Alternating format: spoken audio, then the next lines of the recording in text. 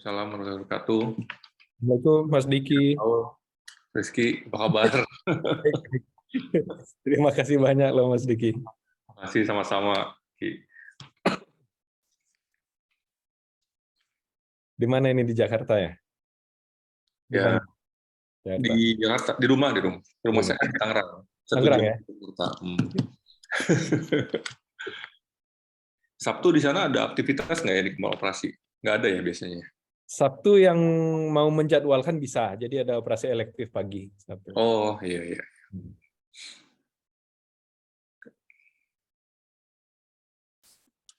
Jadi ini jam segini masih di rumah atau udah di rumah sakit nih biasanya teman-teman? Di rumah. Oh. Udah rutin ini kuliah subuh setiap hari Sabtu pagi, jam 6 pagi, residen online. Ya, ya. Bagus juga ya. Idenya bagus juga judulnya. Kuliah subuh. Coba nanti aplikasiin dari Residen Jakarta sini pada mau. Karena mikirnya kalau dilaksanakan di jam kerja banyak yang berhalangan kan, banyak ada yang operasi, ada yang pelayanan, ada yang apa. Jadi kalau hari Sabtu jam 6 pagi penghalangnya cuma kalau ada yang sepeda aja. Oh. Jadi lagi sepeda pun boleh, sambil sepeda boleh ikut. Kalau mau pulang kampung lagi di mobil pun boleh ikut gitu. Jadi ada ini. Ada absennya gitu, Dr. Rizky? Ya absen gitulah, absen secara ini aja. Secara moral. Secara moral aja.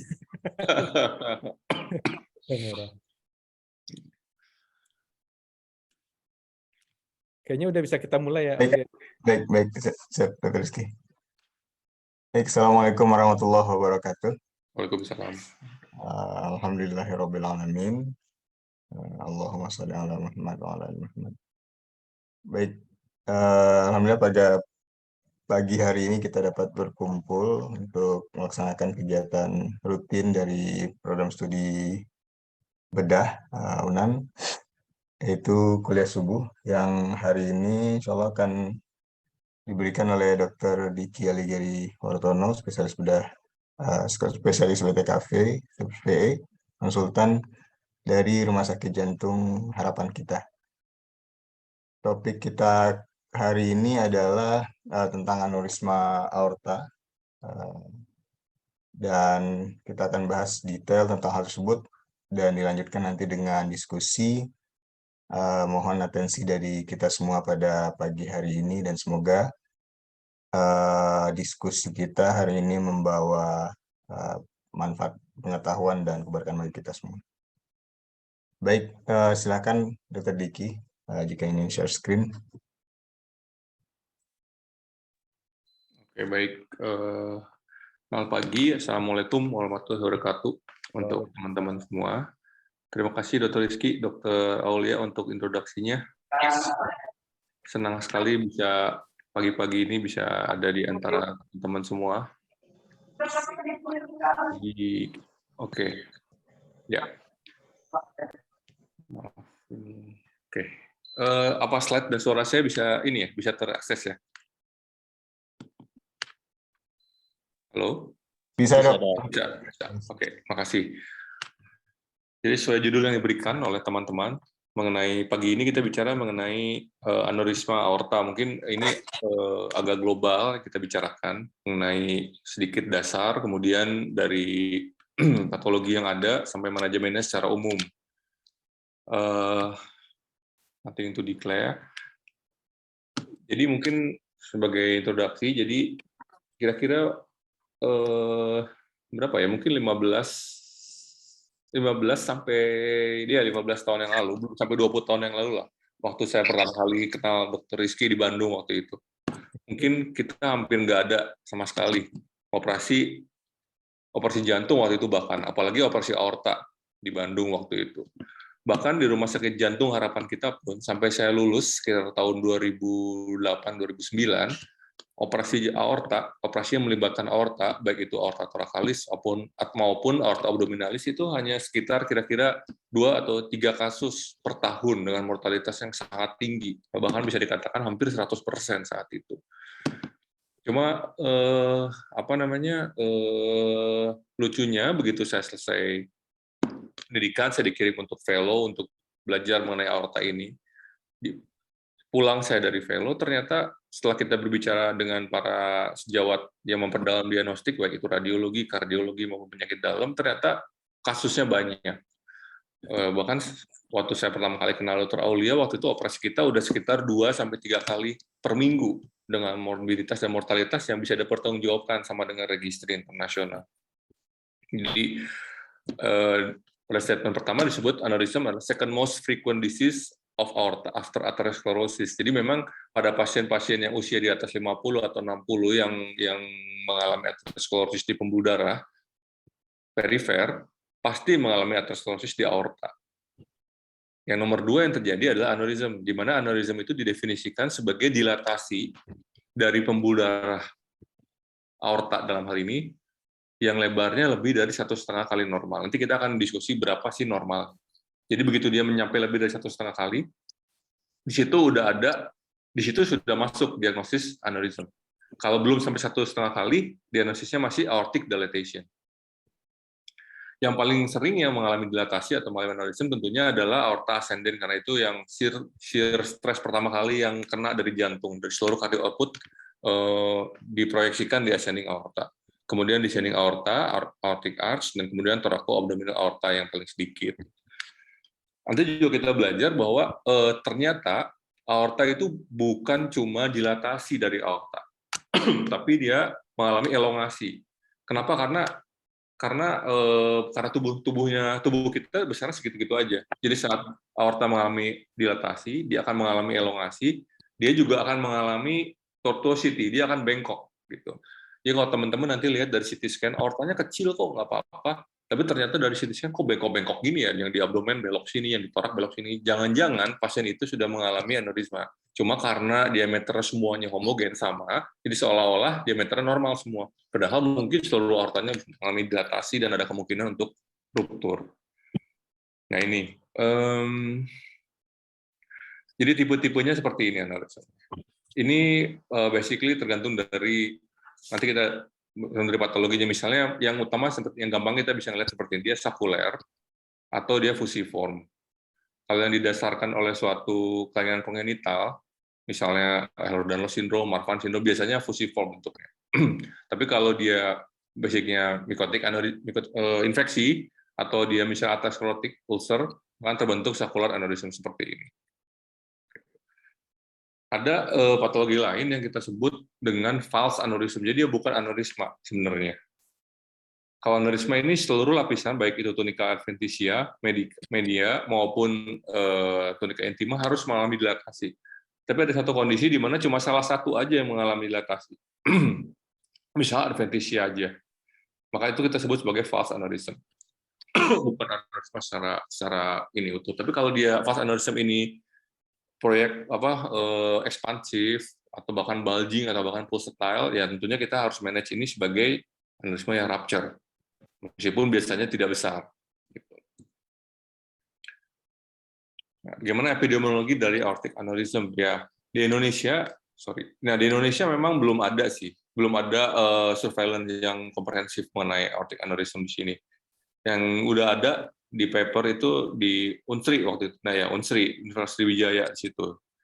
Tapi angka-angka pastinya pun belum ada. Tapi kalau secara internasional, kalau abdominal adalah 2-8% populasi dengan mortalitas 80%. Mortalitas 80% ini pada umumnya disebabkan oleh ruptur aneurism. Kita tahu bahwa ruptur aneurism kurang dari 10% yang bisa, kurang dari 50% yang bisa masuk rumah sakit, dan dari 50% itu kurang dari 20% yang bisa survive, karena manajemennya harus benar-benar cepat. Gitu. Tentunya angka itu udah jauh lebih baik sekarang dibanding dulu. Ini aorta, gambaran pada umumnya aorta mulai ini ada dari jantung keluar, dia langsung ada suatu area yang kita sebut dengan aortic root. Aortic root ini ada kepentingannya juga untuk patensi dari aortic valve katup di sini.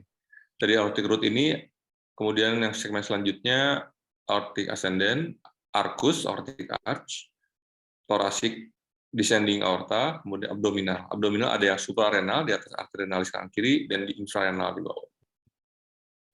Nah, di arcus sendiri kita lihat banyak cabang-cabang, innominate, carotis, dan subclavia.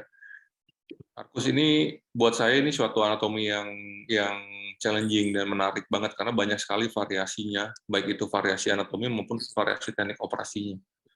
Saya paling tertarik dengan manajemen dari arkus aorta ini. Nah, tadi kita mengatakan tentang diameter normal dari aorta ini dari statistik tentunya, dan statistiknya pun statistik barat western. Jadi, tapi pada umumnya mungkin kita bisa ya kurang lebih bisa oke lah kita anggap normal seperti ini. Di sinus falsata atau di aortic root dia sedikit agak lebih besar bulging, diameter antara 24 sampai 2,5 sampai 4 cm. Nah, di ascending dia agak mengecil sedikit, sekitar 3 cm, kemudian agak sedikit mengecil sampai ke abdomen. Jadi kalau misalnya aortic ascendentnya dikatakan dia diameternya 5 cm, artinya dia udah hampir 2 kali lipat dari 2,5 cm. Kita bisa katakan itu mengalami aneurisma. Nah, itu udah indikasi lakukan suatu. Untuk patologi yang ada di proksimal, baik itu di aortic root maupun di ascendent, indikasi, kontraindikasi, teknik timing dari operasinya itu sangat bergantung juga dengan kondisi jantungnya, karena ini secara nggak langsung dia berhubungan dengan jantung. Seringkali kelainan itu disertai dengan kelainan pada katup aorta, di mana katup aorta ini juga harus kita manage juga secara khusus.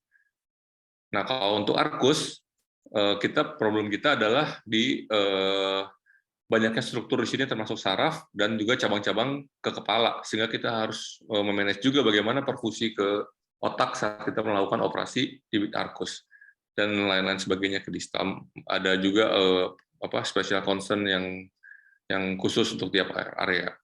Ini microscopic structure dari aorta. Gampangnya aorta ada 3 lapisan, intima, media, dan adventitia.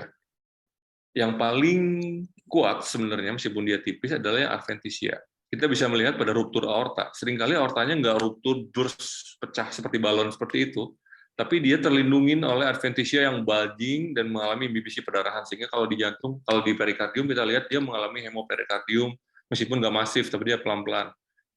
Media dan intimanya sudah rupture, tapi adventitia masih bisa nahan seperti itu.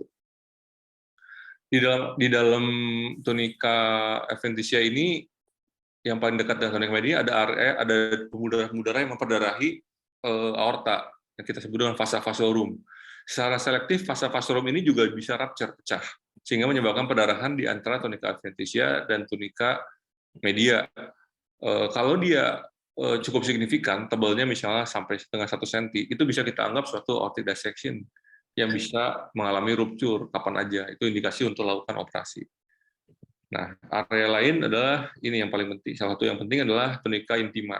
Tunika intima di dalam ini jadi tempat untuk melekatnya aterom atau terjadinya proses aterosklerosis, terutama pada pasien dengan degeneratif.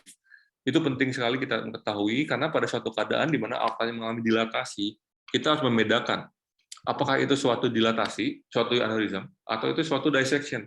Karena manajemennya sangat berbeda pada pasien itu. Nah, klasifikasi atau aterosklerosis yang terjadi di tunika media intima ini menjadi marker secara imaging. Jadi kita bisa bayangkan kalau dia dilatasi, maka si aterom ini akan teridentifikasi dia ada di tepi. Tapi kalau aorta mengalami dilatasi dan si klasifikasi atau ateromnya ada di tengah, artinya ada robekan di antara tunika intima dan tunika media atau bahkan adventitia. Itulah berarti patologinya berbeda. Itu bukan aneurism, itu suatu dissection atau mungkin malah aortic rupture. Ini saya rasa mungkin nggak terlalu penting untuk teman-teman yang nggak memperdalam di bidang jantung, tapi ini perlu kita ketahui bahwa begitu keluar dari jantung, ada batas antara jantung dan aorta yang kita sebut dengan sino-ventricular junction, baik itu virtual maupun anatomical. Itu menjadi dasar dari katup aorta. Sehingga bila aorta itu melebar, katup aorta itu akan gagal untuk menutup. Sebenarnya dia bisa menutup, cuma karena dudukannya frame-nya itu melebar, sehingga darah bocor lagi ke jantung, sehingga pasiennya mengalami gagal jantung. Demikian juga dengan batas antara aortic root dengan aorta ascendent. Ada yang namanya sino-tubular junction. Sino-tubular junction ini juga melekat dari katup aorta. Katup aorta bentuknya seperti ini. Dia seperti crown seperti ini. Ini yang di bawahnya ini sino-ventricular, di atas sino-tubular. Kalau sino-tubularnya ini mengalami dilatasi, katup aorta juga akan tergang, sehingga dia tidak akan bisa menutup dengan baik. Sehingga seperti statement tadi saya pertama, patologi yang terjadi di aorta bagian proksimal ini erat kaitannya dengan patologi yang terjadi di katup jantung atau bahkan di jantungnya sendiri. Salah satu patokan kita saat menilai CT scan dari aortic root adalah kita bandingkan antara diameter sinoventricular ini dengan sinotubular. Normalnya perbandingannya adalah 1:1.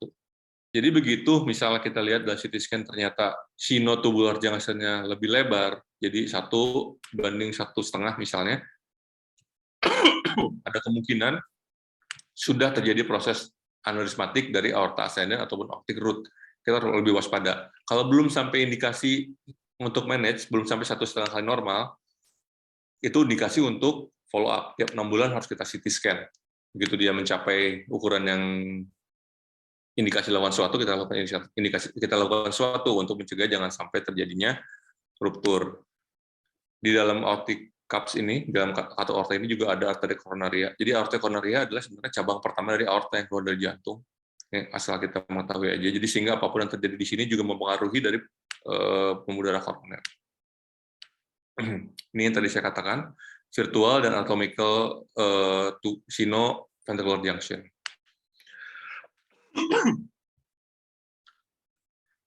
Ascending aorta menghubungkan antara aortic root dengan aortic arch, dengan arcus aorta. Dia sebelum dia memberikan cabang yang pertama. Ascending aorta ada di dalam cavum pericardium, sehingga bila ruptur atau MBBC di sini, darah yang keluar dari aorta akan memenuhi cavum pericardium. Sehingga kita hati-hati pasien dengan aorta dilatasi yang dari ECMO ternyata ditemukan adanya akumulasi cairan. Ada kemungkinan ruptur yang terjadi ada di aorta ascendens dan atau di aortic root.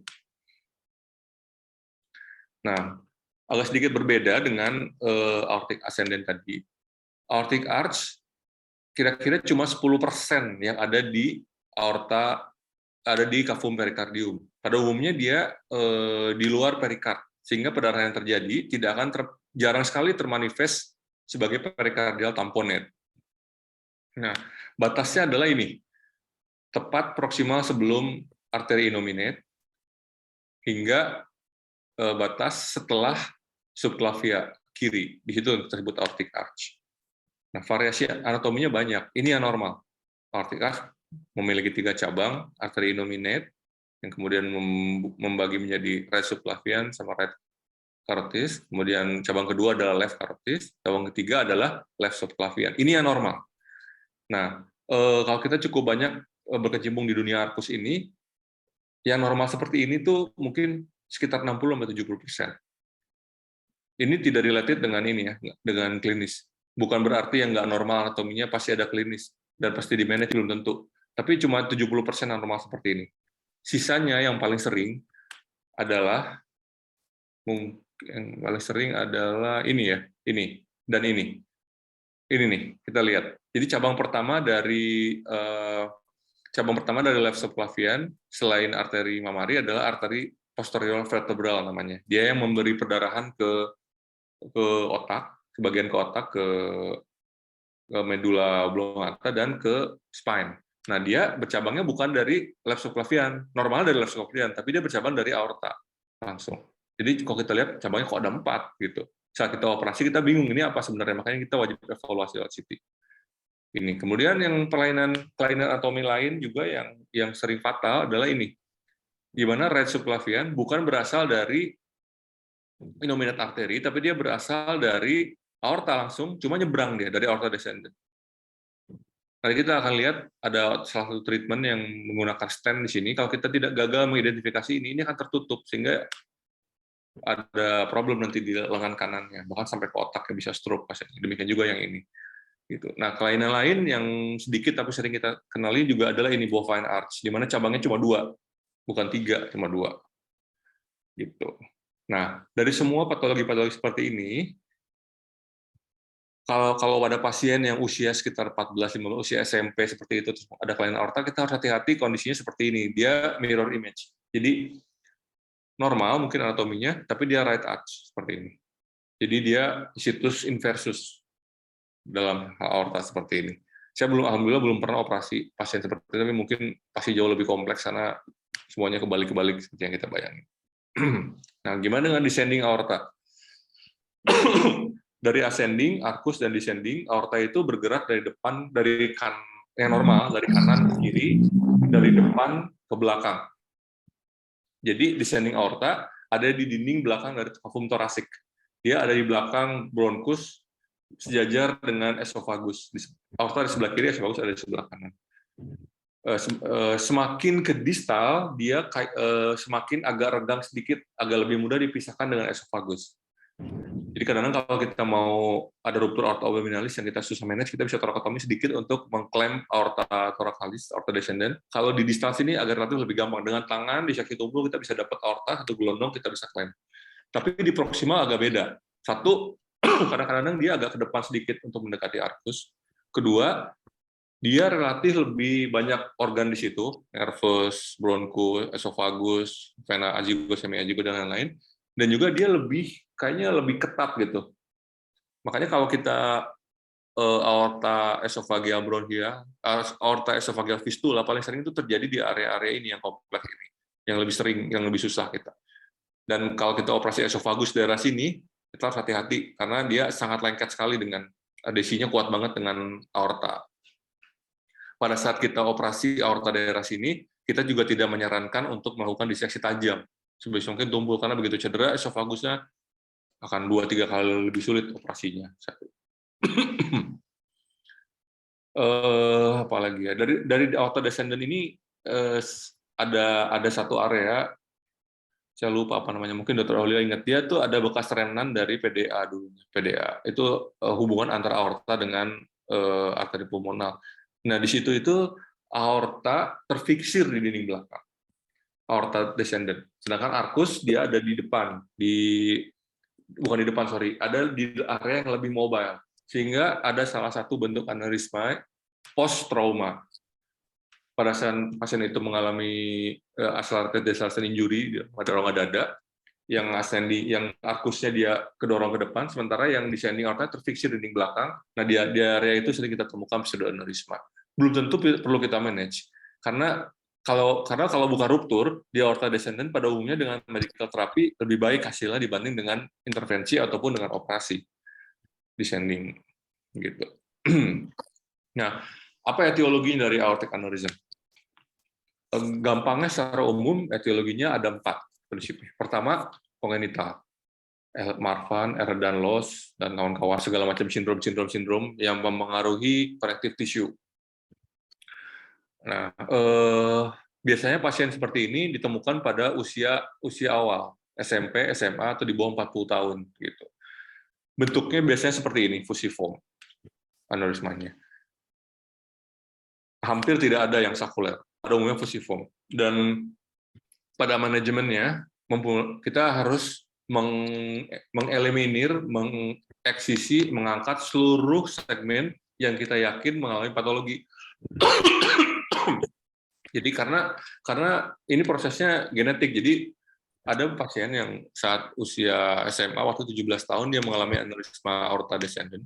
Kita pasang stent, 5 tahun kemudian dia datang, stent itu bergeser karena dinding aorta yang lain melebar. Nah, itu sebabnya pada aneurisma aorta yang disebabkan karena suatu proses kongenital atau connective tissue disorder, satu, kita harus pikirkan kemungkinan operasi, bukan intervensi. Kedua, kita harus pikirkan untuk melakukan eksisi atau mengangkat seluruh semaksimal mungkin sebagian aorta. Itu berlaku di seluruh bagian aorta.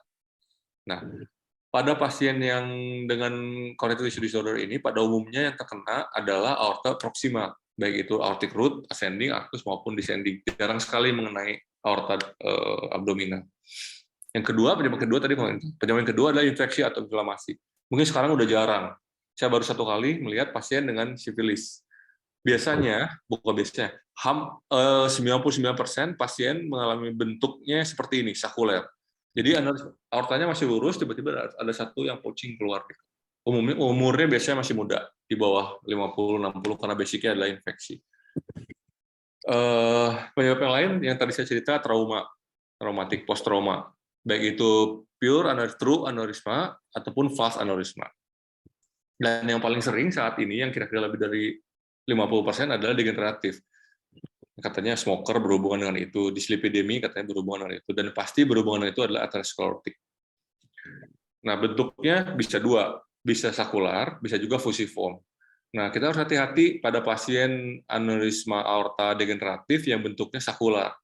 Walaupun dia kecil, tapi potensi rupturnya 2-3 kali lipat lebih tinggi daripada yang bentuknya fusiform. Kita bisa identify pasien yang bentuknya pasien aterosklerotik yang mengalami sakular aneurism adalah dengan adanya area aterosklerotik di sekitar aneurism. Jadi aorta mulus, bagus, tiba-tiba ada putih-putih klasifikasi, kemudian pada bentuk kucing keluar. Feeling effect, ya feeling effect. Jadi dia bertambah keluar kontrasnya. Itu harus hati-hati. Manajemennya sama, prinsipnya sama seperti semua aneurism. Klinikal manifestasinya gimana? Nah, manifestasi kliniknya, karena basic saya adalah cardiovascular surgeon, jadi prinsipnya sama seperti penyakit kardiovaskular lain. Dari yang asimptomatik sampai yang sudden death. Yang asimptomatik bukan berarti nggak ada problem di situ. Yang sudden death itu pada umumnya karena ruptur pada umumnya. Nah, dari yang asimptomatik sampai yang sudden death ini banyak spektrumnya. Spektrumnya apa aja ini? Pertama karena kompresi dari harusnya ada ini dia. Pertama harusnya ada kompresi dari struktur sekitar. Kalau di abdomen dia menekan ureter, menekan usus. Bahkan ada pengalaman satu pasien dia udah dijadwalkan untuk elektif aorta abdominal repair, ternyata dia mengalami nyeri perut. Waktu saya ya tentunya kita pasien dengan aortic abdominal aneurysm dengan nyeri perut kita berpikir wah ini ruptur. Begitu kita buka ternyata nggak terjadi apa-apa, aortanya bagus, nggak ruptur. Tapi usus yang tertekannya itu mengalami infark. Ususnya mengalami, akhirnya kita konsul on table ke bedah digestif, lakukan resesi anastomosis, tapi karena posisinya di duodenum saat itu leak, dan akhirnya pasiennya meninggal bukan karena aortanya. Tentunya aortanya sekali lagi kita repair pada saat laparotomi. Gitu. Kemudian juga ada karena kondisi akut atau subakut changes, misalnya mengalami infeksi pada dinding aneurisma. Terus bisa mengalami intramural hematom. Jadi dia saking melebarnya, jadi sampai dinding kan kita tadi udah diskusi bahwa adventitia itu yang paling kuat. Intima dan media itu relatif lebih lemah. Jadi begitu dia dilatasi, adventitianya masih kuat ini menahan aortanya, tapi intima sama medianya dia ya retak lah istilahnya, pelan-pelan dia ter, akhirnya dia pasiennya nyeri, sakit segala macam, pendarahan intramural. Pendarahan di antara mural, di antara dinding-dinding, gitu, bukan pendarahan di luar. Jadi diagnosisnya udah dissection saat itu, gitu. Atau saking besarnya dia menekan organ sekitarnya, fistulasi. Bisa ke usus, kalau di abdomenan, kalau di torak yang paling sering ke trachea atau ke esofagus, pasien muntah darah atau batuk darah, waktu mau diintubasi atau darah nyemprot, pasien meninggal. Nah, karena dia mengalami dilatasi, bentuknya nggak normal lagi. Kadang-kadang, bukan kadang-kadang, seringkali hampir pasti di dalam lumennya, bukan intralumen, bukan intramural jadinya. Intraluminal itu terbentuk trombus. Trombus ini bisa mengalami embolisasi ke distal. Pada umumnya akut limb ischemic klinisnya. Yang terakhir yang kita takutkan adalah periperitoneal rupture. Ini salah satu gambaran yang kalau kita lihat nggak akan lupa. Ada pusat tamas di abdomen. Kita bisa raba sendiri ini. Ini adalah aorta abdominal aneurysm. Setelah kita klinis, pemeriksaan fisik, tentunya laboratorium nggak akan terlalu banyak membantu kita. Imaging itu yang paling penting. Imagingnya apa? ada 5 macam imaging yang dilakukan, yang bisa kita lakukan sebenarnya. Transthoracic echo, ekokardiografi, transesophageal echo yang dilakukan lewat esofagus, CT scan, MRI, dengan ortografi. Tentunya kita semua familiar dengan imaging ini. Kita sebagai orang bedah tentunya yang jadi prioritas kita itu pertama is to use. Ini dulu yang paling gampang kita pakai. Kalau kita lihat dari ini semua, ada 2, transthoracic echo atau CT scan. Cuma memang transthoracic echo punya kelemahan. Diagnosis reliability-nya sangat rendah. Kenapa? Karena dia operator dependent. Si radiologis ini ngomong gini, si radiologis ini ngomong gini, ultrasonografis ini ngomong gini, kardiologis ini ngomongnya ini lagi. Berbeda-beda.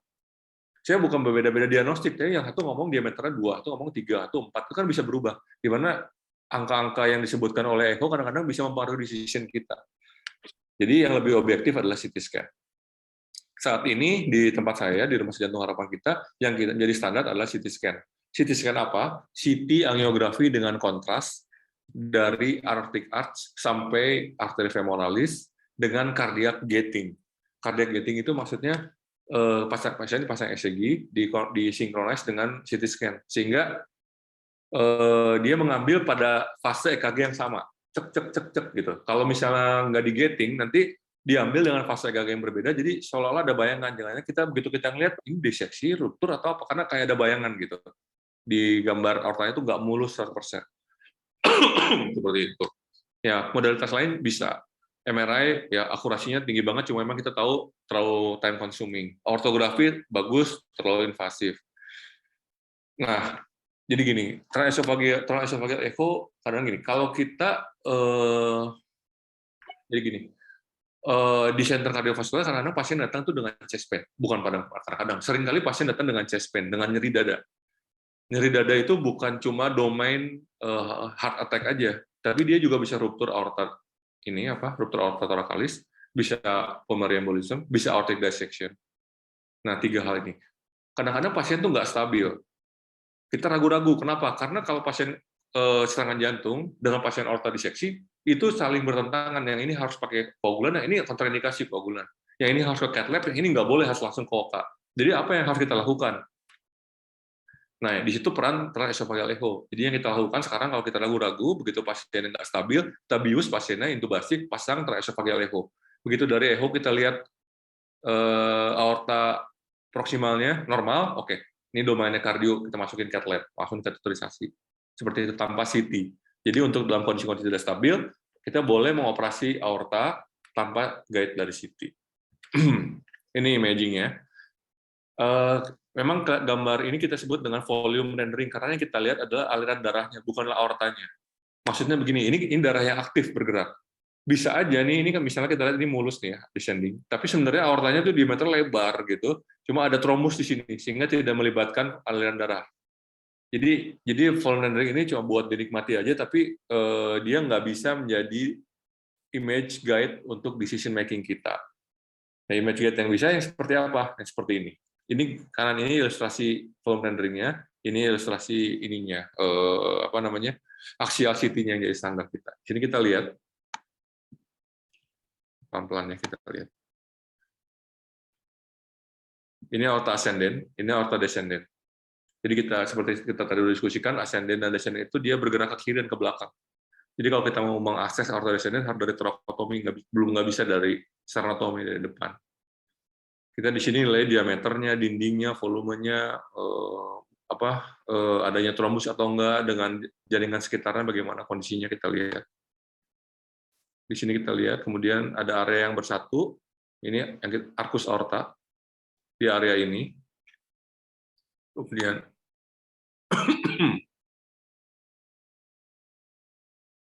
ada 3 cabang, innominate, carotis, subclavia. Innominate, carotis, subclavia. Kalau kita lihat di sini,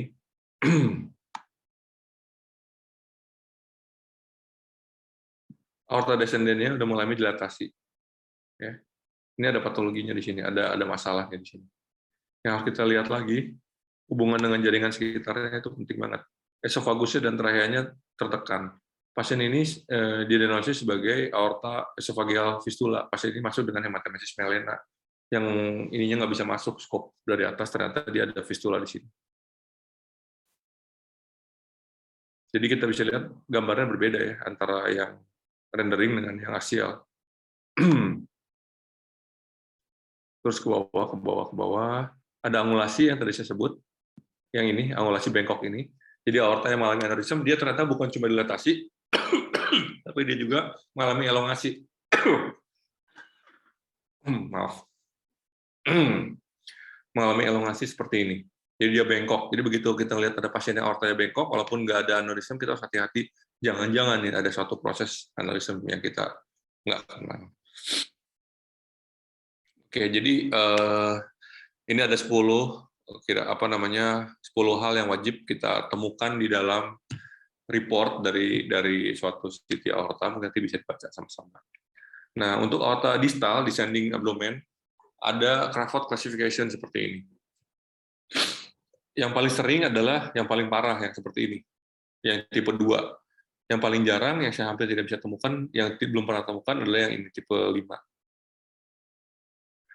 Nah, untuk yang tipe 1 seperti ini kita lihat, kenapa batasannya 6 Rips Costa 6, karena di sini ada Adamkiewicz, arteri yang memperdarahi arteri spinalis yang kalau kita miss di situ bisa menyebabkan paraplegia pada pasien. Gitu. Nah, cabang-cabang banyak di abdomen di sini. Kesulitan kita saat kita memanage pasien dengan descending aneurysm, cabang-cabang ini kita nggak bisa tarik ke atas, ya karena ini cabang ini ada di bawah diafragma. Tapi kalau yang supraceliac atau suprarenal aneurysm seperti ini, kadang-kadang kalau kita bisa komunikasi dengan baik dengan anestesi, kita masih bisa tarik ke bawah, sehingga kita bisa atasi dari laparotomi. Kalau seperti ini, kadang-kadang kita perlu thoracoabdominal incision, masif sekali incisinya. Nah, ini statistik yang dari dulu sampai sekarang nggak berubah dari tahun 2000 berapa ini? 2003, udah lama banget, dari 2015 kalau nggak salah. Kita lihat di sini diameter aorta, pada saat dia mencapai 5 cm, maka rupture risk-nya akan bertambah dari 1% sampai 11%. 10 kali lipat, sehingga ini sangat signifikan, sehingga begitu mencapai angka 5%, kita harus buru-buru urgent, kita lakukan operasi. Meskipun nggak ada keluhan. Pada umumnya sih 5 cm, pada umumnya nggak ada keluhan. Tapi itu udah jadi indikasi kuat untuk melakukan, karena angka rupturnya sangat tinggi. Gitu. Gimana algoritmnya? Algoritmnya ini gampangnya gini lah algoritmnya. Begitu ada data tanda ruptur, baik itu nyeri, hemodynamic instability, anemi, ataupun diameter terlalu besar, ya kita lakukan suatu tindakan. Kalau nggak ada, gimana resikonya? Gimana diameternya? Diameternya aja yang kita pikirkan. Kalau diameter udah mencukupi, kita lakukan sesuatu. Nah, lakukan sesuatunya itu apa? Sama. Lakukan sesuatu itu bisa endo ataupun bisa open. Untuk aorta di proksimal dari aorta descendant, arcus dan ascending dan aortic root, pilihannya adalah open. Pilihannya. Karena sampai sekarang belum ada teknologi tapi belum pernah jadi standar karena hasilnya sangat tidak baik, sehingga semua orang abandon teknologi itu. Tapi kalau untuk di descending dan ke distalnya, pilihannya adalah endo. Kecuali anatominya tidak memungkinkan untuk endo. Nanti ada isu, mana sih yang lebih baik, open atau endo? Open atau endo? Itu pertanyaan ujian standar buat presiden kita. Kalau jawabannya mengenai mortality, morbidity, life expectancy dan segala macamnya, itu salah jawaban seperti itu. Karena itu semua sangat prediktif dan orang tuh udah nggak lagi memperbandingkan dari sisi itu. Yang penting adalah seperti ini. Untuk open, short term dia pasti lebih jelek. Ada sumbangan mortalitas, ada sumbangan mobilitas operasi di situ. Tapi durabilitasnya dan long term-nya jauh lebih baik dibanding endo. Kalau endo, short term dia lebih baik, pasiennya cuma dirawat 1 hari atau bahkan 2 hari pulang. Tapi dia angka reintervensinya sangat tinggi dalam 3 bulan, 4 bulan, 6 bulan, bisa reintervensi ulang. Maksud saya kalau dipasang stent, dia perlu pasang stent lagi, perlu CT scan lagi, perlu angiografi lagi. Bahkan dalam 1 tahun katanya 30%, bahkan sampai 50% perlu reintervensi dalam 1 tahun pasien itu. Gitu. Tapi tentunya kita bandingkan mana keuntungan risk and benefit dari kedua tindakan itu.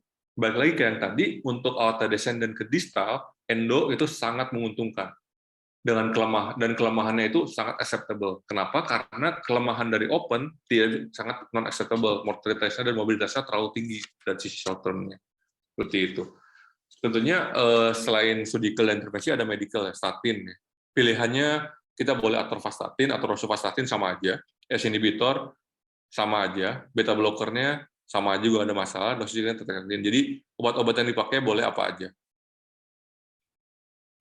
Nah ini endovaskular, terutama domainnya dari descending dan thoracic ya.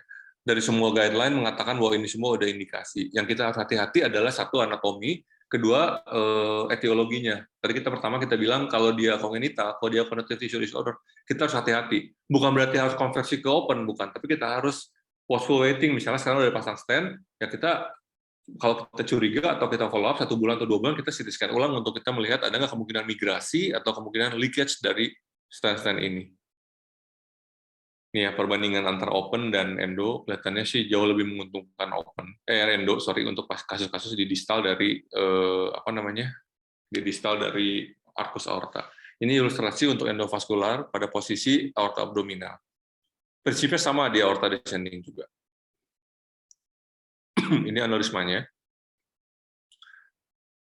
Kita pilih dari salah satu arteri yang besar, kanan atau kiri, mana yang cukup bagus diameter dan angulasinya. Kita masukin guide wire ke atas.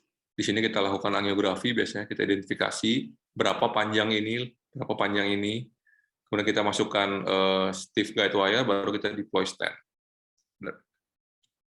Main body dari arteri femoral atau ilia contralateral, kita masukkan lagi guide wire satu.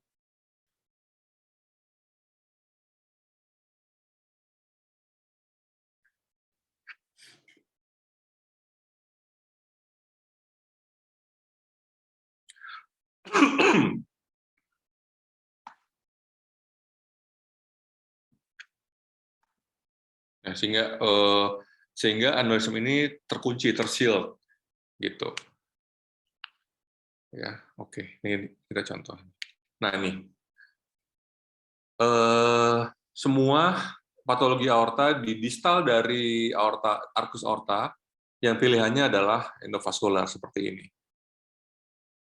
Tapi ada syaratnya yang kita sebut dengan proximal landing zone, distal landing zone, akses, dan angulasi. Kalau angulasinya terlalu belok, akan fraktur stent ini. Akan jadi masalah nantinya. Atau kalau landing zone ini terlalu pendek, tiap merek stent punya rata-rata sekitar 1-2 cm yang dia butuhkan. Jadi area sehat di sini. Area sehat di proximal dan di distal. Demikian juga yang di thoracic. Area sehat yang di proximal ataupun di distalnya. Untuk posisi landing dari stent ini harus cukup antara 1-2 cm. Begitu. Kalau nggak cukup gimana? Tentunya ada opsi lain. Ada teknologi yang namanya chimney, ada fenestrate, dan yang paling bagus adalah sebenarnya kita lakukan bypass dulu. Kita bisa bayangkan di sini bahwa stent ini menutup arteri subclavia kiri, sehingga flow ke arteri subclavia kiri, ke lengan dan ke otak melalui vertebralis akan compromise. Apalagi kalau pasien ini pernah corner bypass dengan mamari. Maka kita lakukan bypass dulu, kemudian harus kita lakukan TEVAR. Kapan dilakukannya? Boleh TEVAR dulu, boleh bypass dulu, tapi yang penting jangan lama-lama. Kenapa? Karena kalau TEVAR dulu lama-lama, ini akan iskemik. Tapi kalau ini dulu bypass dulu, baru kita lakukan TEVAR lama-lama dia akan competitive flow, sehingga dia akan occluded dia. Pressure di sini dengan pressure di sini kan sama, jadi dia statis. Beda dengan ditutup seperti ini. Dan kita wajib mengikat bagian proksimal dari bypass untuk mencegah adanya endolik. Nanti kita akan bicara mengenai endolik. Ini di arcus, dan ini yang di abdomen.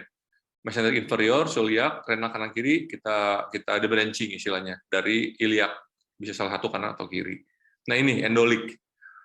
Ini penting sekali yang tipe 1, tipe 3. Jadi stentnya bocor dari proksimal atau dari distal, yang tipe 1, atau tipe 3 dari tengah-tengahnya. Tipe 3A, 3B, 3A itu 3A itu kalau bocor emang bolong, 3B itu kalau sambungan antara dua stent. Yang harus kita jadi perhatian ini aja, 1 sama 3. Kenapa? Karena pada tipe 1 dan tipe 3 masih ada hubungan antara flow pressure sistemik, tekanan sistemik, dengan aneurism sac-nya. Artinya sama aja.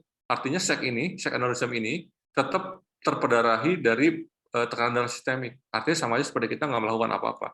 Untuk dua kondisi ini, pasien nggak boleh menikahkan cath lab. Harus kita beresin, apapun caranya. Kalau perlu dengan konversi. Karena outcome-nya sangat nggak bagus.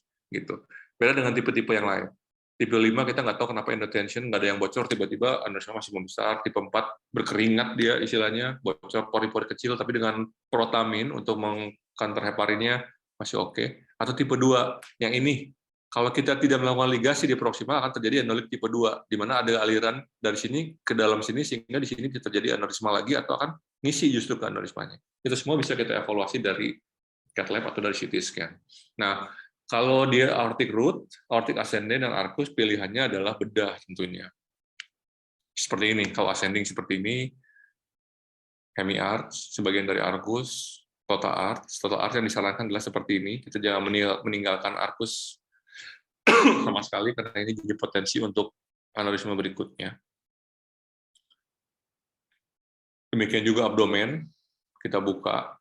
Abdomen ini bisa aja kita ganti infrarenal, suprarenal, ataupun supraseliak, bisa kita ganti dengan kompetensi berbeda-beda. Ini salah satu, ini contoh video. Ini contoh yang enak buat belajar, karena aneurismanya benar-benar infrarenal dan angulasinya sangat minimal. Sehingga waktu kita buka, aortanya sangat kelihatan, sangat enak sekali buat belajar waktu itu.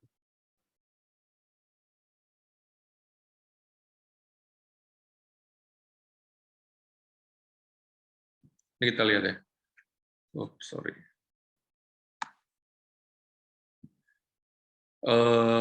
Iliaknya benar-benar terekspos dengan baik.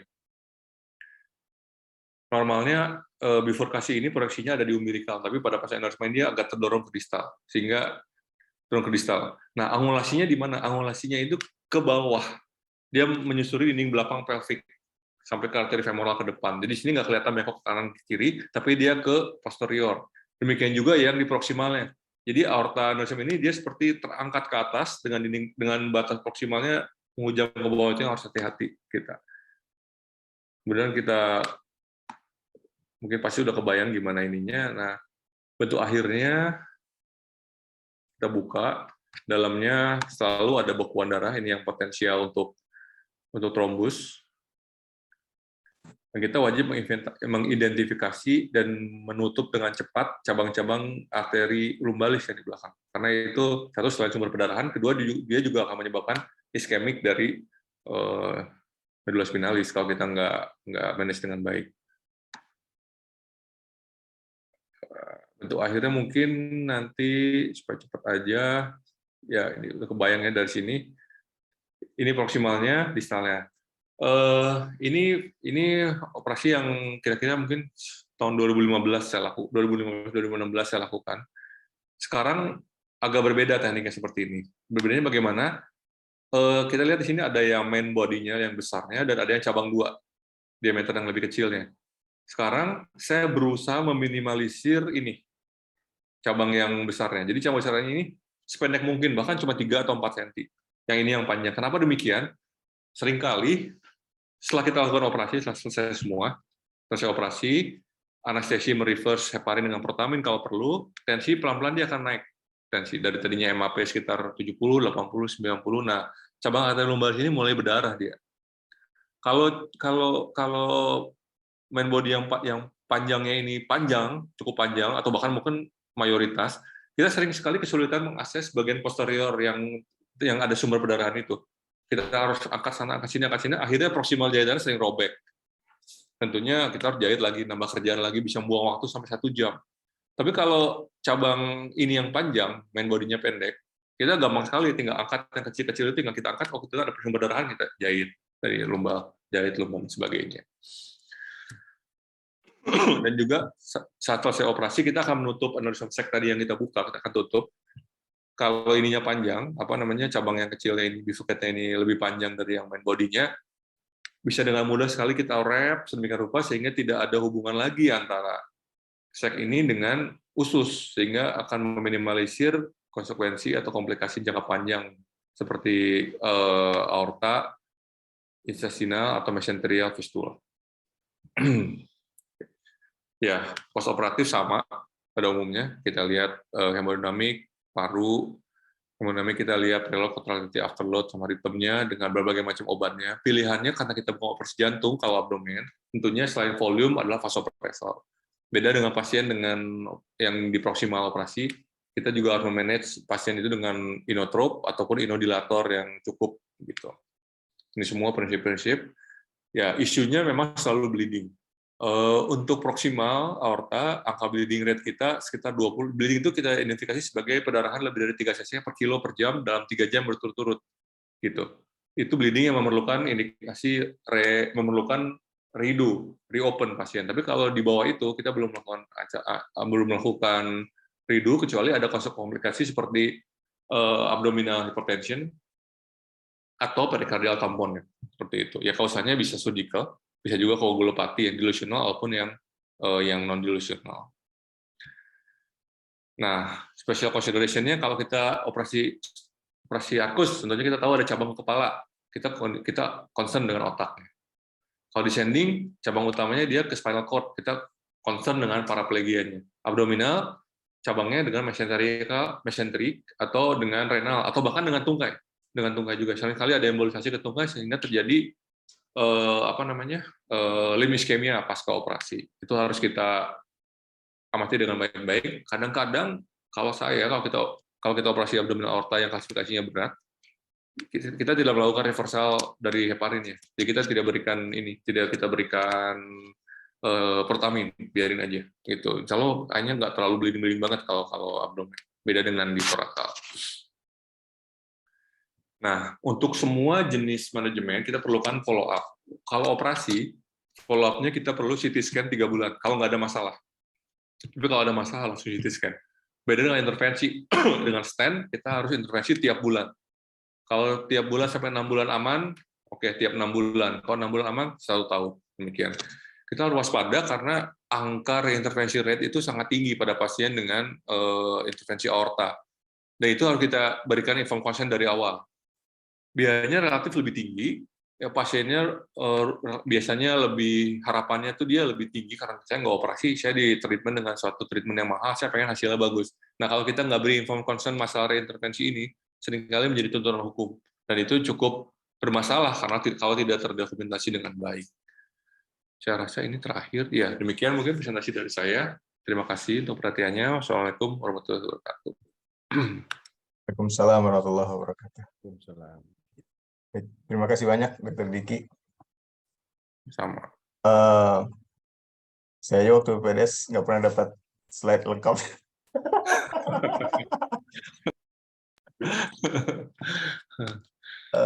Oke.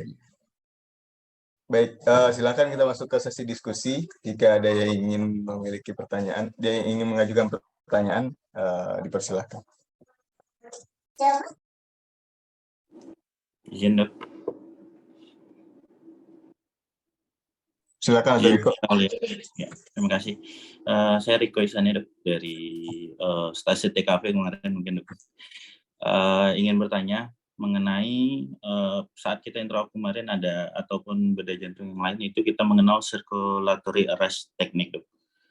Nah, circulatory arrest technique itu berapa lama sih sebenarnya tubuh manusia itu bisa mentoleransi teknik tersebut, Dok? Kemudian mohon dijelaskan lagi mengenai teknik tersebut dan apa mungkin ada nggak di bidang lain menggunakan teknik tersebut, Dok, di bagian kami atau di spesialistik yang lain, Dok? Terima kasih, Dok.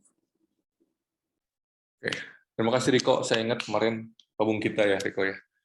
Ini pertanyaan yang bagus banget nih dari Riko mengenai circulatory arrest.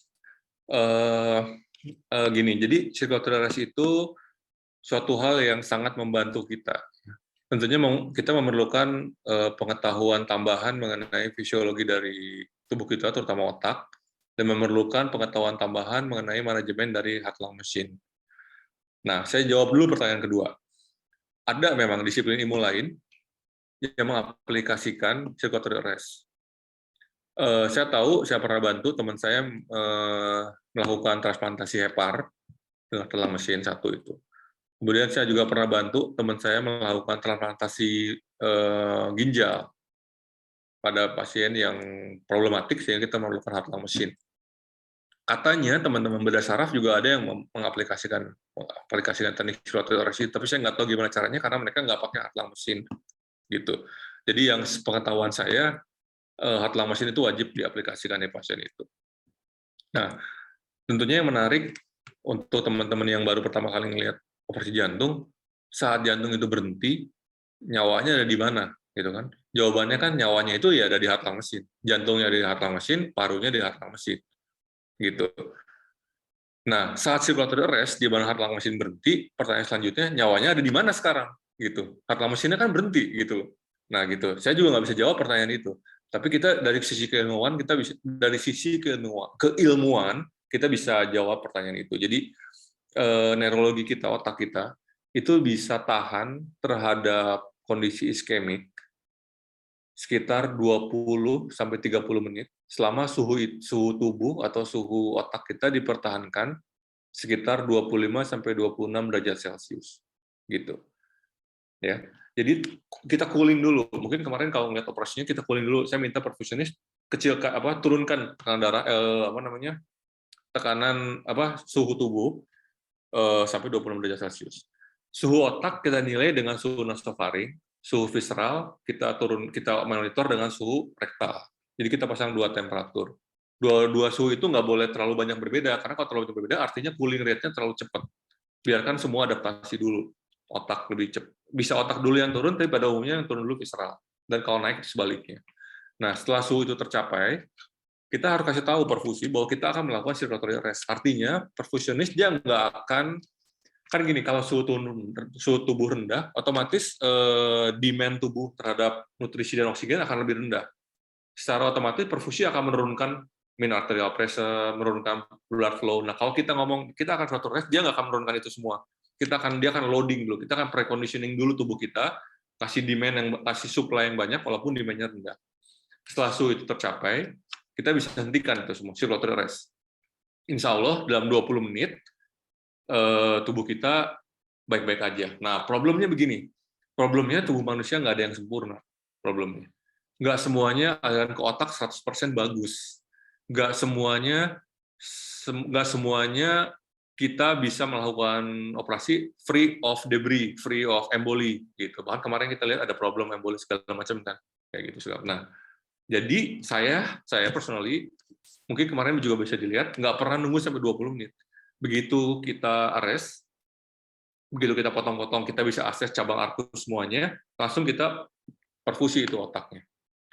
Ini diskusi yang berbeda, kita bisa ngomong, saya kalau Dr. Aulia bisa berjam-jam ngomong masalah brain perfusion semua segala macam.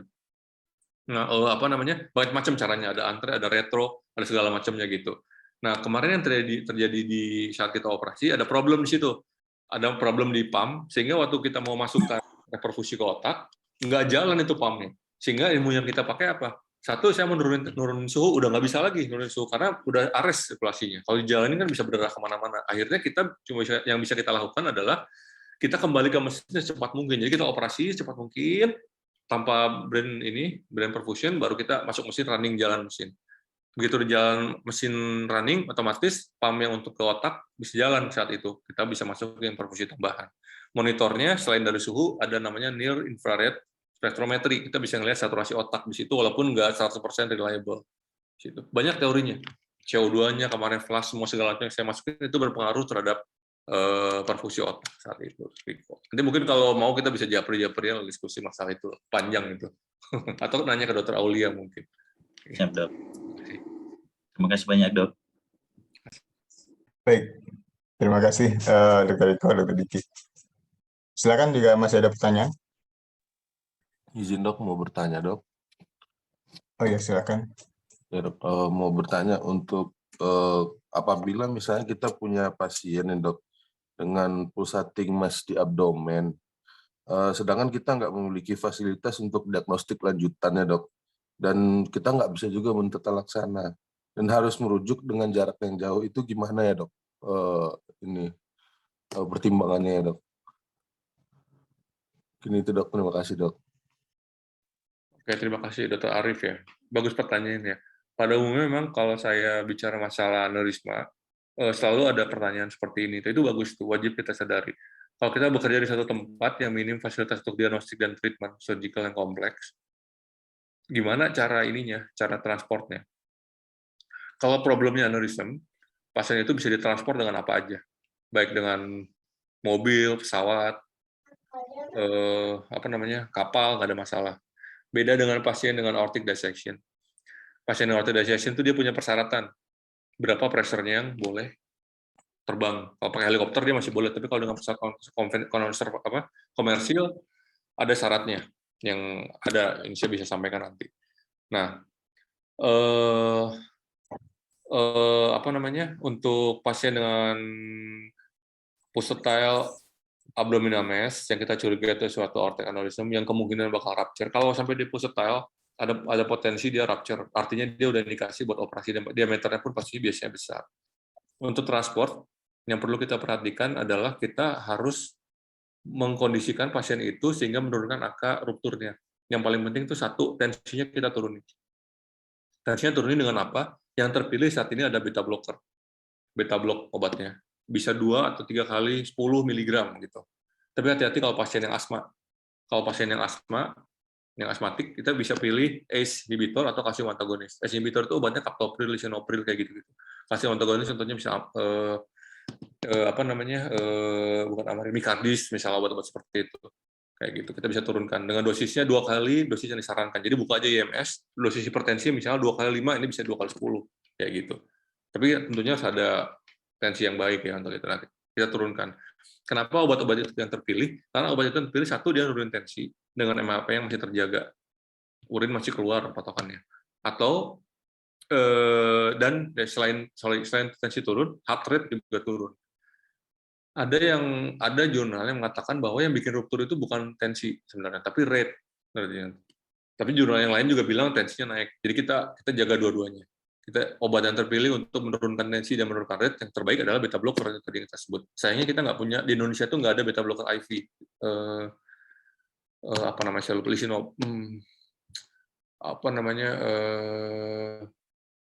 Esmolol kita nggak punya. Di luar negeri ada, itu jadi standar. Tapi di kita nggak ada. Akhirnya kita pakai bisoprolol dan lain-lain. Pokoknya beta blocker yang ada itu yang terbaik. Tapi konsekuensinya memang dia hepatolisis. Jadi hati-hati untuk pasien asmatik, sehingga opsinya adalah kalsium antagonis atau ACE inhibitor yang tadi. Itu aja kita berikan pasiennya. Pasiennya kalau perlu kita sedasi, pasiennya kita kasih obat tidur, pasiennya biar tidur, pergi. Kalau aneurisma insya Allah aman, nggak ada syarat-syarat khusus untuk flight atau untuk perjalanan. Beda dengan aortic dissection. Itu mungkin Dr. Arif, semoga membantu. Terima kasih. Terima kasih, Dok. Terima kasih, Dr. Gun, Dr. Diki. Silakan, masih ada sedikit lagi waktu. Masih ada pertanyaan, silakan.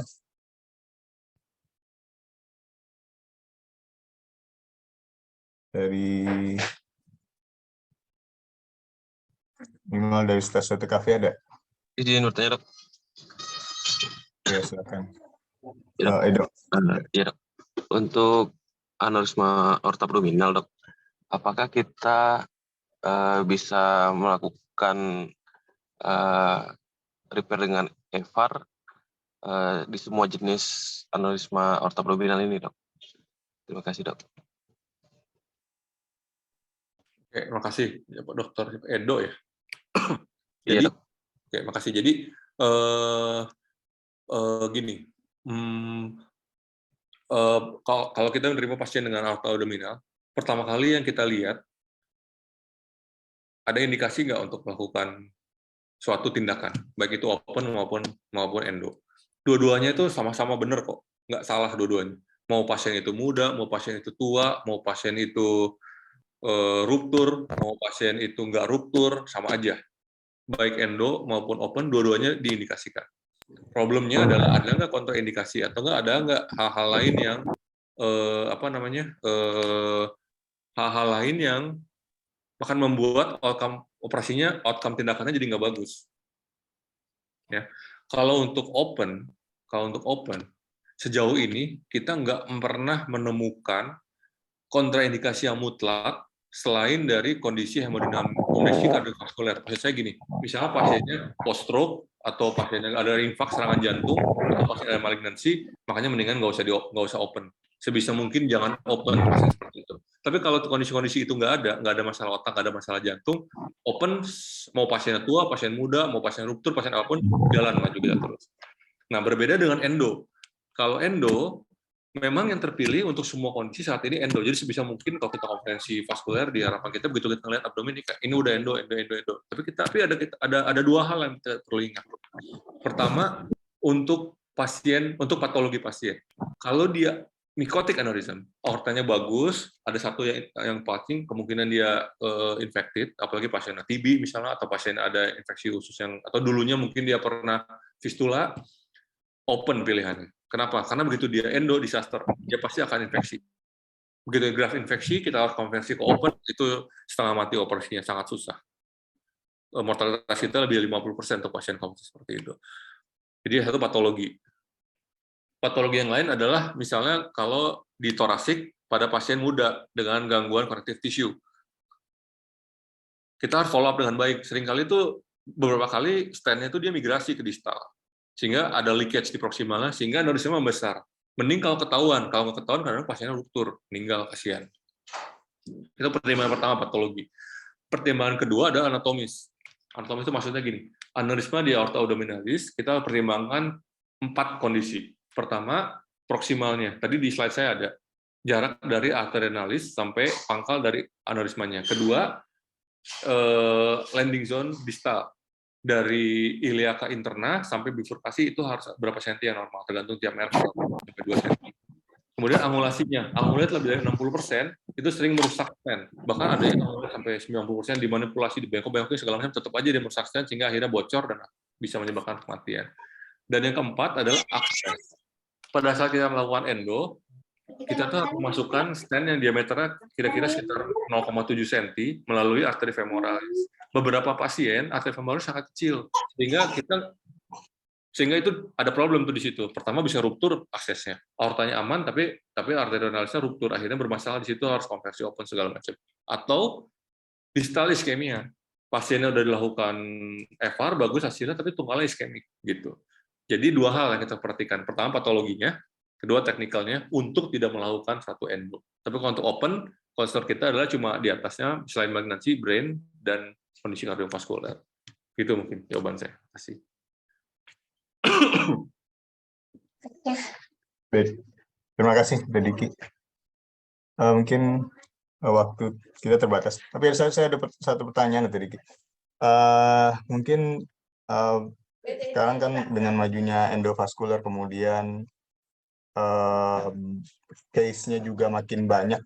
Ini kan kayak aorta ini lebih ke, dari dulu kita anggap sebagai tip of the iceberg gitu ya, Diki. Mungkin pasien itu enggak dulu mungkin sedikit atau seperti apa karena memang tidak tertata laksana di perifer. Sekarang sudah mungkin makin banyak, antigen juga banyak. Arah penata laksanaannya itu ke depan itu gimana, Dok? Menurut saya trennya seperti apa? Kadang-kadang kan juga ilmu bedah atau kedokteran itu malah mungkin ada yang backward ke tren yang lama gitu, atau ke depannya seperti apa, Dok? Oke, pertanyaannya bagus nih, Dr. Aulia, bagus banget. Jadi gini, pertama kali jurnal dipublish yang agak ekstrim itu tahun 2000 waktu itu. Mereka mempublish tentang endobental. Endobental mungkin Dr. Aulia bisa bayangin, dia TAVI dengan coronary stent. Jadi totally endovascular, aortic, root, dan coronary implantation. Itu tahun 2000. Tahun 95. Tahun 2000 orang mulai ribut, kan saya mulai residen setelah tahun 2000 kan. Nah, saya fellow tahun 2010, teknik itu dilarang. Dan bukan dilarang, ya tidak dianjurkan. Dan sampai sekarang, 10 tahun sekarang ini, tidak pernah ada orang yang mencoba lagi. Jadi kalau kita dan itu berlaku juga untuk lain, misalnya kayak totally endovascular arch. Jadi orang tuh makin lama berusaha semaksimal mungkin untuk mengurangi morbiditas dan mortalitas short term-nya operasi. Dan kata lain, berusaha beralih ke totally endovascular semua. Gitu. Itu udah berlaku dari 20 tahun yang lalu, dan sampai sekarang itu nggak berhasil. Gitu. Untuk itu, untuk totally endovascular, sampai sekarang itu nggak pernah ada yang berhasil. Jadi kalau kita berusaha ideal, berusaha enak, memang enaknya semua endovaskular. Tapi kalau berusaha untuk long term, semuanya open surgery, tapi memang harus ada short term yang kita korbankan di situ. Jadi orang-orang akhirnya ngambil jalan tengah. Apa yang kita kenal sekarang ini lagi tren, kita sebut dengan hybrid prosedur. Kita gabungkan antara endo dengan surgery. Gitu. Hal-hal yang sehingga short term mobilitasnya nggak terlalu jelek, tapi long termnya juga nggak terlalu jelek. Gitu. Yang udah kita lakukan, mungkin Dr. Aulia juga tahu, Arcus misalnya, total arch replacement dengan stent, baik itu dengan frozen atau floating elephant trunk, single stage atau two stage. Atau kalau TEVAR dengan debranching, dengan bypass yang tadi itu. Atau kalau FR dengan visceral debranching, macam itu. Nah, tapi tentunya ada angka kegagalan di situ juga. Itu hybrid itu sampai sekarang nggak jadi standar, tetap nggak jadi standar. Kenapa? Karena outcome-nya masih lebih buruk dibanding open, gitu. Hal itu cuma jadi standar untuk pasien yang terlalu sakit, nggak boleh atau nggak bisa untuk dilakukan totally open gitu. seperti itu, kayak gitu. Nah, apa namanya? Jadi ya sebagai ahli bedah sih, sekarang kan kita lagi untuk mendalami endo. Terus terang karena makin banyak kasus open sejak COVID nih, saya udah makin jarang ngerjain endo. Justru kebalik, harusnya salah saya. Harusnya sekarang makin banyak endo, tapi karena demand untuk ngerjain open sedemikian banyaknya setelah COVID nih, loading saya berturun banget yang endo, yang open makin banyak, semakin nggak ada waktu kita untuk ngerjain yang lain. Itu jadi untuk ahli bedah, saran saya sih kita harus banyak belajar dari sejarah. Kita tetap harus menguasai yang basic surgery-nya. Basic science-nya kita harus kuasain. Kalau endo itu gampang. Technically itu jauh lebih gampang dibanding surgical. Dia learning curve-nya jauh lebih pendek. Gitu. Cuma yang jauh lebih panjang adalah learning curve untuk mempelajari gimana endo yang fail. Gitu. Jadi saran saya kalau toh kita memperdalam endo hasilnya bagus, kita harus siap mengatasin failed-nya endo, atau minimal kita kenal orang, kita punya link untuk yang bisa mengatasi kegagalan endo ini. Karena ini beda nih tekniknya dengan konvensional open, dan outcome-nya itu sangat jelek atau konversi itu, baik dari sisi manapun. Itu lihat. Oke, terima kasih banyak dok. Terima kasih banyak. Mungkin waktu kita cukup. Dari Dr. Rizky atau Dr. John, Dr. Daan, silakan ada tambahan dok. Dr. Daan ada, Dr. Aulia. Dr. Daan, silakan dok.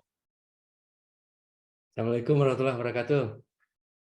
Waalaikumsalam. Assalamualaikum Dr. Diki. Oh, Dr. Daan. Iya, udah lama sekali ya. Kita ya, udah lama nggak ketemu nih. Apa kabar dok? Kabar baik. Ya, terima kasih Dr. Diki ini sudah memberikan sharing ilmunya untuk kami di sini, terutama untuk PPDS kami di sini. Sudah berapa kali Dr. Diki datang ke Padang, saya kira. Cepat ketemu, mohon maaf. Betul semester 1 Dr. Dan. Semester 1 dulu. Aduh. Iya. Iya. Ini betul lama nih. Nah, ini Dr. Rizky yang di bawah ini zaman era keemasannya nih. Ini 2005-2006 ya Dr. Rizky. 20 berapa ya? 15 tahun yang lalu ini kali ya. Lebih. Iya. 2005, 2004. Ada Dr. Asep juga ini, Asep. Kaju. Ya, Dr. si ini yang perempuan siapa nih lupa? Si Tresna. ya, Tresna. Anggota DPR dia sekarang nih. Iya, Dr. Asep, Dr. Tresna kemarin ada ketemu nih. Ya. Oke. Terima kasih ya Dr. Diki ya, sukses ya Dr. Diki. Terima kasih Dr. Aan, terima kasih Dr. Iya. Kami dari Departemen Ilmu Bedah menyampaikan terima kasih nih pada Dr. Diki yang sudah memberikan yang kita sebut ya kuliah subuh, karena pasca subuh. Biasa nih tiap Sabtu di arrange oleh Pak KPS dan SPS, Dr. John Effendi dan Dr. Rizky Ramadian. Semoga ini bermanfaat menjadi amal ibadah untuk Dr. Diki dan untuk kita semua. Dan semoga untuk PPDS ini dapat menimba ilmu yang diberikan tadi, supaya ini sangat berguna untuk kegiatan profesi selanjutnya. Terima kasih ya Dr. Diki ya. Terima kasih Dr. Aan, terima kasih banyak. Terima kasih ya. Assalamualaikum warahmatullahi wabarakatuh. Waalaikumsalam. Ini semuanya pernah. Atau dari mana Ki? Kita mengadakan. Saya ingat Dr. Diki ya dulu kelas AC di onkologi dasar di Bandung. Iya. Baik, dari Dr. Jan ada dok masukan tambahan dok, Dr. Hendra.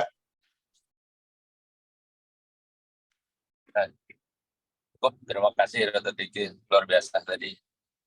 Terima kasih yang kita ambil. Terima kasih. Oke.